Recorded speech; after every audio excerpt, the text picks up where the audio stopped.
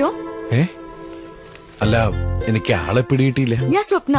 സാറിന് ചായയാണോ കോഫിയാണോ ഇഷ്ടം?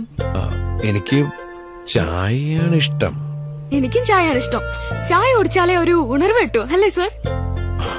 സാറിന് തോന്നുമ്പോഴൊക്കെ ആരെയും ആശ്രയിക്കാതെ വെറും ഒരു മിനിറ്റിനുള്ളിൽ ചായ ഉണ്ടാക്കാനുള്ള ഒരു സമ്മാനമായിട്ട് ഞാൻ വന്നിരിക്കുന്നത്. ടീ മേക്കർ ഞങ്ങളുടെ കമ്പനിയുടെ പുതിയ പ്രോഡക്റ്റാ. ഇത് ഷോപ്പിൽ നിന്ന് വാങ്ങുമ്പോ 1500 രൂപ കൊടുക്കണം. പക്ഷെ എന്റെ ഇത് വാങ്ങുമ്പോ വെറും 1200 തന്നാ മതി. സാറിന് 300 രൂപ ലാഭം. രാവിലെ തന്നെ എനിക്ക് 300 ലാഭം ഉണ്ടാക്കി തരാൻ വന്ന സാറിന് 300 കിട്ടിയാ എനിക്ക് 200 കിട്ടും. ഇയാള് വലിയ സാമർത്ഥ്യക്കാരിയാണല്ലോ. ജീവിക്കണ്ടേ സർ? ഒരു കുടുംബത്തിന്റെ പ്രാരാബ്ദം എന്റെ തലയിലാ. എന്നതാ ഇയാൾക്ക് എത്ര വലിയ പ്രാരാബ്ദം?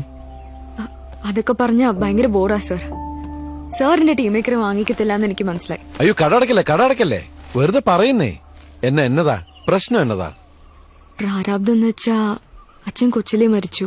വയ്യാതെ കിടക്കുന്ന അമ്മ, കെട്ടിക്കാൻ പ്രായമായ 2 സഹോദരിമാർ. ഇതിനെല്ലാം ഇടയ്ക്കിടന്ന് നെട്ടോട്ട് ഓടുന്ന നായിക, അതാണ് ഞാൻ. കേൾക്കുമ്പോ സിനിമയിലെ പോലെ ക്ലീശയാണെങ്കിലും ശരിക്കും ഇതെന്റെ ജീവിതം തന്നെയാ സാറേ. അല്ല, അപ്പൊ ഇയാളുടെ ഭർത്താവ് എന്നാ ചെയ്യുന്നേ? അയ്യോ, ഞാൻ കെട്ടിയിട്ടില്ല. അതെന്നാ ഇയാള് കല്യാണം കഴിക്കാത്തെ? അങ്ങനെയൊക്കെ ചോദിച്ചാ ഇയാള് സ്മാർട്ടാണ്, കാണാൻ വളരെ സുന്ദരിയാണ്. പിന്നെന്നാ പറയുന്നേ? അതിലൊന്നും ഒരു കാര്യമല്ല സാറേ. ഇപ്പൊ എല്ലാവർക്കും കാശല്ല വേണ്ടത്. ഞങ്ങൾക്കാണെങ്കിൽ സ്ത്രീധനം കൊടുക്കാനുള്ള അവസ്ഥയുമില്ല. പണം ചോദിക്കാതെ പെണ്ണിനെ മാത്രം നോക്കി വരുന്ന ഒരാണിനെ പോലെ ഞാൻ ഇതുവരെ കണ്ടുമുട്ടിയിട്ടില്ല.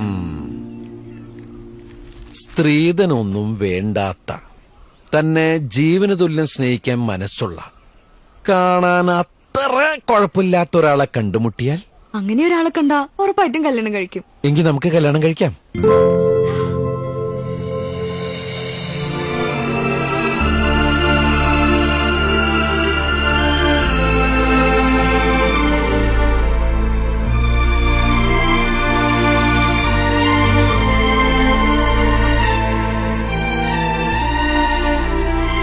ഇനി എന്റെ മനസ്സിൽ ഒറ്റ ലക്ഷ്യമുള്ളൂ.